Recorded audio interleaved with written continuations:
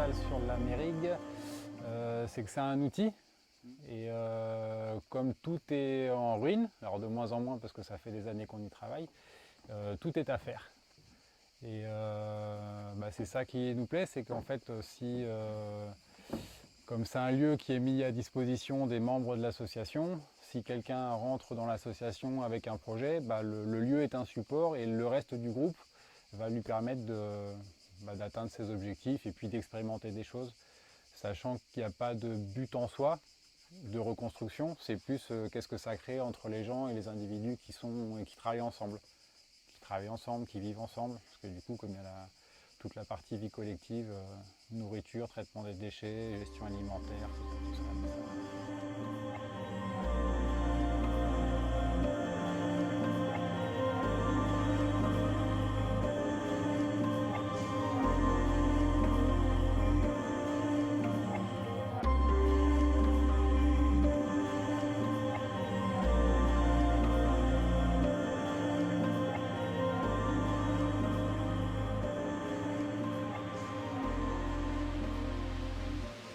Alors le projet, c'est une idée qui s'est construite au fur et à mesure des rencontres. En gros, c'est des amis du Jura qui voulaient monter une ferme. Et comme j'étais étudiant en architecture à l'époque, ils m'avaient demandé de les aider à faire les plans pour leur ferme. Et puis à force d'en discuter, on a mis un peu de social, un peu de culturel, etc. Et ça a jeté un peu les bases d'un projet qui n'avait pas encore de support physique. Et après, on a cherché un terrain. Et on a mis beaucoup de temps à trouver le terrain. Finalement, c'est la Mérigue sur lequel on est tombé, et puis on est parti comme ça. Et après, le projet a évolué en fonction des gens qui sont rentrés dans l'association. Parce que ça a été un lieu de vie, on a été jusqu'à 5 à habiter à temps plein ici. Et puis l'association petit à petit est montée en puissance. Et l'aspect lieu de vie est passé un peu en second plan. Et c'est vraiment tout le côté pédagogique, expérimental qui est maintenant primordial ici. Même si on a envie qu'il y ait une présence permanente qui puisse se mettre en place. Mais voilà, c'est des choses qu'on n'arrive pas encore à équilibrer trop.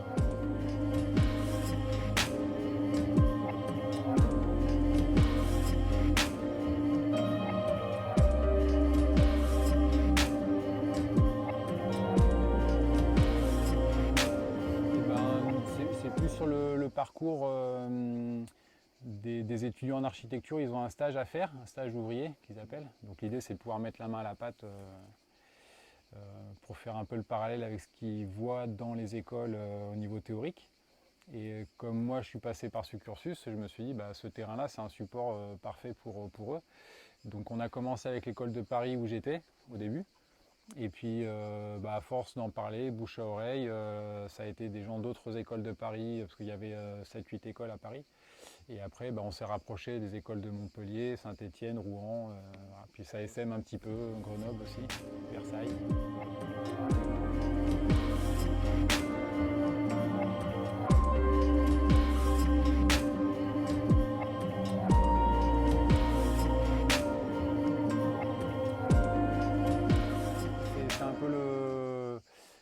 L'outil principal, c'est le bâti. Après, depuis quelques années maintenant, on est pas mal aussi sur tout ce qui est les environs. Donc il y a les plantations, il y a le potager, il y a le poulailler. Mais c'est vrai que le chantier de construction reste assez important. Donc il y a tous les murs en pierre sèche, comme on est sur un territoire des Cévennes, etc. Donc c'est vraiment, ça structure tout le paysage et donc forcément on fait de la pierre sèche parce qu'on a pas mal de murs à remonter. Et après, comme il y a la ruine, il y a les toits en lauze, les charpentes. Comme on a pas mal de bois, vu qu'on est au milieu de la forêt, on abat nos bois, on fait nos poutres et on refait du coup les charpentes. Après, il y a des copains qui sont un peu spécialisés dans différents corps de métier. Donc il y a les tailleurs de pierre, il y a ceux qui sont spécialisés dans les enduitaires, etc. Et donc ça nous permet de nous former et une fois qu'on est formé, d'accueillir encore du monde pour tester, expérimenter différentes techniques anciennes et qu'on redécouvre, parce que c'est des techniques qui sont... L'avantage, c'est qu'on a tous les matériaux sur place. Il y a la terre, il y a l'argile, il y a la paille, il y a le bois.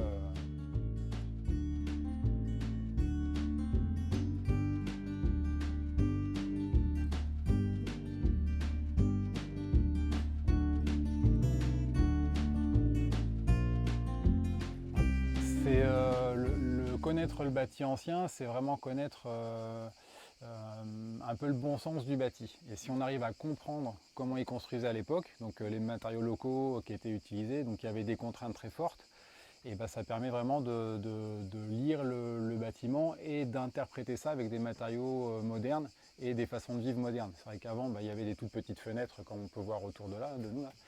Et donc on ne vit plus de la même manière. Mais par contre, dans les matériaux biosourcés, les circuits courts, et ben, c'est des choses qu'on redécouvre. Parce que c'est vrai que faire du béton à n'importe quel bout de la France, c'est possible, c'est faisable. Mais on n'a pas cet ancrage-là et du coup, on perd un peu le lien au territoire. Et c'est vrai que les techniques qui nous sont proposées, par exemple la terre, c'est quelque chose qu'on a oublié, alors qu'elle était très utilisée dans les régions où il y avait la terre qui était présente. Mais la terre, c'est un très bon, comment on dit, ça va absorber l'humidité, des choses comme ça, donc ça va assainir beaucoup les maisons. En été, il fait frais, en hiver, il fait chaud, et c'est un régulateur thermique et hydraulique, donc c'est super comme matériau. Son climat. Voilà, du coup, ça permet de limiter les apports en énergie derrière. Donc de passer sur des systèmes énergétiques plus doux, plus passifs, solaires, etc.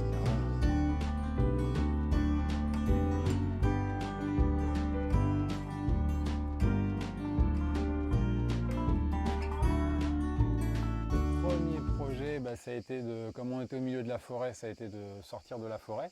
Donc on a fait de l'abattage pendant 2 ans. Une fois qu'on est sorti de la forêt, ça a mis à jour les anciens murs de culture en terrasse. Donc on a fait des murs en pierre sèche, on a rebâti un petit peu tous les murets qu'il y avait. Donc on en a encore pas mal à faire. Et depuis quelques années, on a commencé à remonter la ruine. Donc remettre les toits sur ce qui était encore debout pour le moment. Et on a utilisé justement les copains qui avaient un peu des connaissances en taille de pierre et les enduits pour faire quelques enduits à l'intérieur. Et là, depuis quelques années, comme on a récupéré une série mobile, on est en train de faire une halle couverte. Donc grosse charpente, système poteau-poutre. Donc ça, c'est pour le moment. Et à l'avenir, on ne sait pas. On navigue un peu à vue. Parce que ça dépend vraiment des gens qui font partie de l'association, qui orientent plus ou moins les activités et les actions. Donc voilà, la priorité, on est sur la halle pour quelques années encore. Et puis avancer sur les bâtis, là, continuer un peu à aménager. L'idée, c'est de monter le confort au fur et à mesure. Là, quand les gens viennent, tout le monde est sous tente, en camion, caravane, etc. Et l'idée, c'est d'avoir une cuisine qui soit potable, faire une cuisine d'été sous la halle, etc. Mais voilà, on avance petit à petit en fonction des besoins.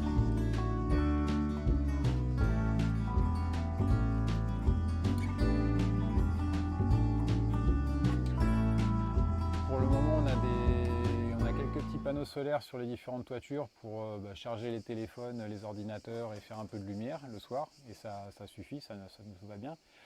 Après, pour le côté un peu ludique et expérimental, on est en train de faire des vélos chargeurs. Donc c'est pareil, c'est un peu comme dans les gares. Maintenant, il y a ça, là, on pédale et ça charge les téléphones. Donc ça, c'est des trucs qu'on est en train de mettre en place. Il y a un petit groupe là-dessus. Et pour chauffer l'eau, on a tous les cuiseurs solaires, concentrateurs solaires. On a fait des petits panneaux solaires qu'on a fabriqués avec des radiateurs qu'on a transformés. Ça permet de chauffer l'eau, etc. Donc voilà, petit à petit, on expérimente des choses.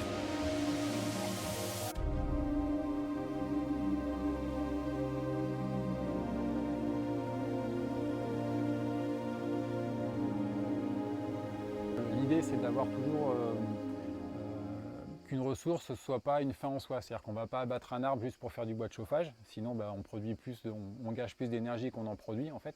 Mais par contre, comme on doit libérer des terrasses pour mettre en culture, on va utiliser le bois qui devient un sous-produit. Et donc là, on en fait du bois pour la sciure, pour les composts des toilettes. Et puis on va faire du bois bûche pour le chauffage, pour la cuisine, notamment pour le four à pain, les pizzas, etc. Donc à chaque fois, on essaye qu'un produit soit utilisé plusieurs fois.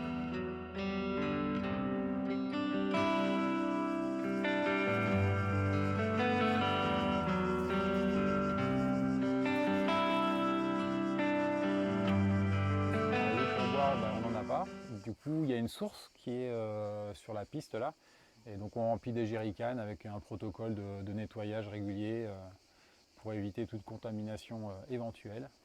Et voilà. Ça veut dire qu'on doit faire des allers-retours. Alors quand on n'est pas nombreux, ça va, on arrive avec tous les bidons à tenir. Mais là, on était 20 en plein été, c'est 2 litres d'eau par personne et par jour, minimum. Du coup, là, on fait on fait un peu des allées-venues. C'est un peu le point noir ici. Ça fait partie des projets de créer une station de potabilisation à terme. Mais bon, on n'en est pas là encore.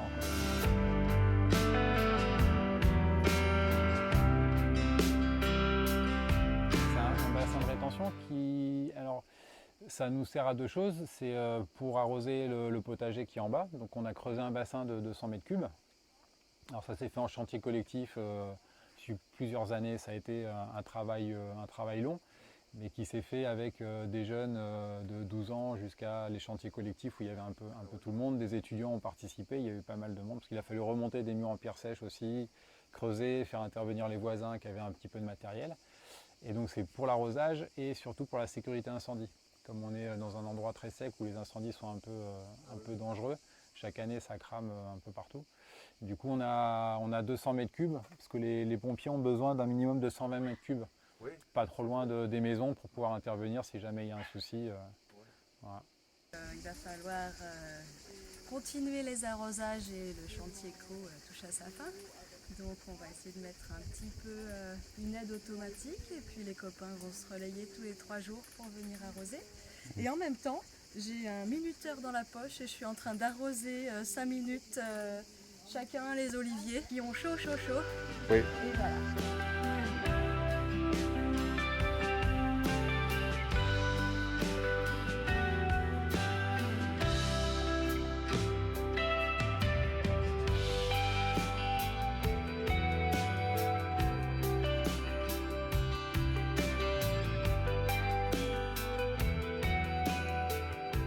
La vie sociale se passe très bien.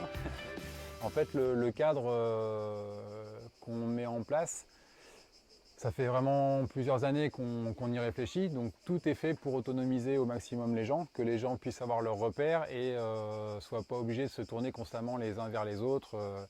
Et tout est fait pour que, par exemple, il y a le tableau avec les différentes tâches où les gens vont s'inscrire, et pour que ça puisse rouler, tourner. Et il y a toujours un tuilage qu'on appelle, c'est-à-dire ceux qui ont déjà fait une fois la tâche vont accompagner ceux qui viennent d'arriver, et comme ça petit à petit ils prennent le relais. Ça valorise aussi les gens qui font même des tâches ménagères qui paraissent ingrates comme la vaisselle, ça peut devenir sympathique et ludique.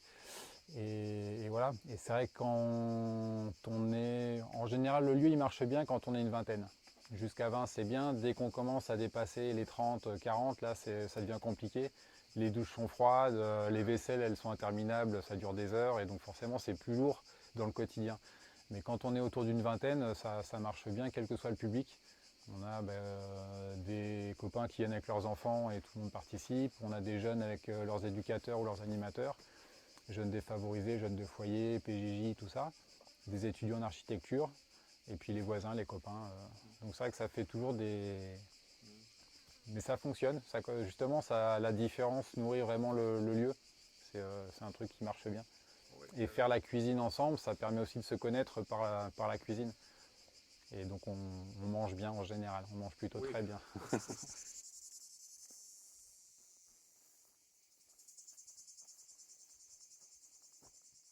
Ça, les gens de passage, alors comme on n'est pas loin d'un GR, il y a un GR de pays qui passe, là, le GR le Cévenol. De temps en temps, il y a des gens qui s'arrêtent, qui regardent. Il y en a qui reviennent après aux soirées pizza, on les invite à chaque fois à venir, parce que c'est un projet, c'est difficile à expliquer, et c'est beaucoup plus simple quand on vient et qu'on vit les choses. Et du coup là on comprend ce qui se passe. Donc c'est quand les gens y viennent comme ça, on leur dit revenez demain, venez travailler avec nous, venez manger avec nous, et vous allez comprendre un peu plus ce qui se passe. Et ça marche bien, mais comme on est au milieu de nulle part, la piste elle fait 2 km pour rejoindre le village de Bresse. Donc forcément les gens ne sont pas là, on n'a pas d'écart de touristes qui arrivent.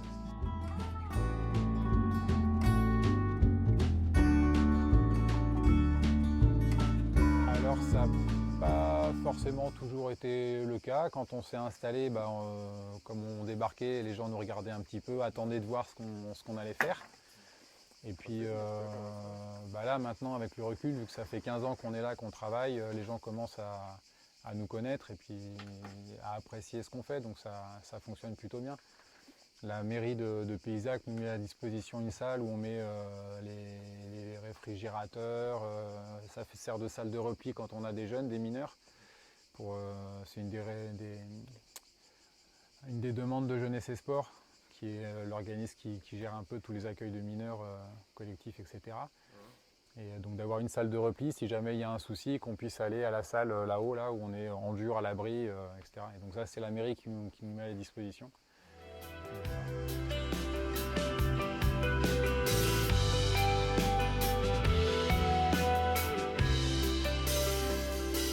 Pas que végétarien, il y a des végétariens, mais voilà, il y a pas on n'en fait pas une religion et donc chacun fait comme il veut. Après, dans les repas, on essaye de prendre en compte un peu tout le monde, comme ça on sait qu'il n'y a pas de souci, mais on fait rarement des plats séparés.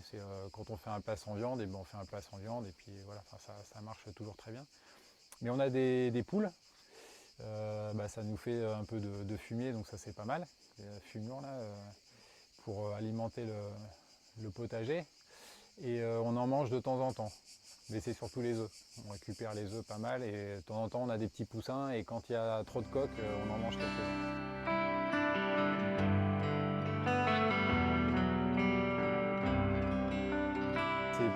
Il n'y a pas de financement, donc on touche une subvention de la mairie de 100 € par an.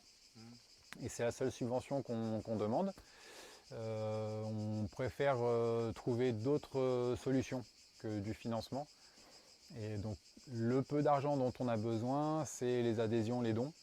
Et puis c'est tout. Après, tout ce qui est nourriture, chacun participe. Comme quand on est en chantier collectif, chacun donne 1 € par repas, plus symbolique qu'autre chose.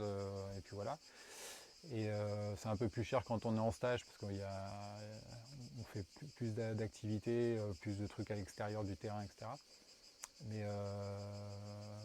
voilà, l'idée c'est justement d'essayer de se passer de l'argent.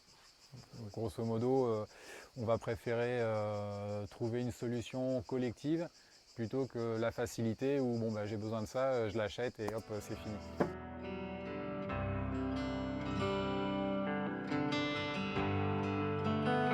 On peut adhérer à l'association, alors c'est pas obligé, on n'a pas même les stagiaires, tous les participants, ils prennent une adhésion s'ils ont envie. On a vraiment envie que ça vienne d'eux, qu'ils soutiennent. S'ils soutiennent le projet, ils adhèrent. Après, s'ils viennent juste participer, c'est possible aussi. En fait, comme c'est ouvert, il y a toujours des gens, des nouvelles têtes. Et donc on a toujours plaisir à voir les anciens qui reviennent. Et ils reviennent avec des gens nouveaux qu'on n'a jamais vus. Et à chaque fois, c'est des rencontres différentes. Parce que c'est et des étudiants, des travailleurs, des gens au chômage, des vieux, des jeunes. C'est une diversité qui est phénoménale. Et du coup, ça crée toujours une espèce d'alchimie là qui marche très bien.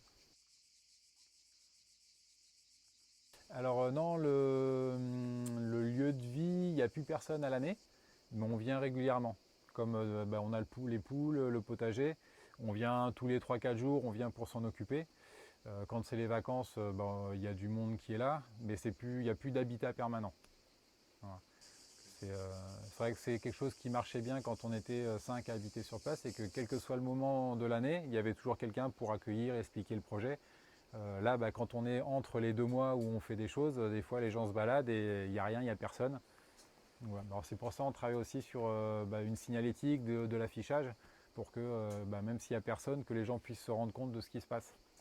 Mais voilà, c'est quelque chose chaque année on dit qu'on va faire, et puis on préfère poser des cailloux que de faire des affiches. Mais on le fera un jour.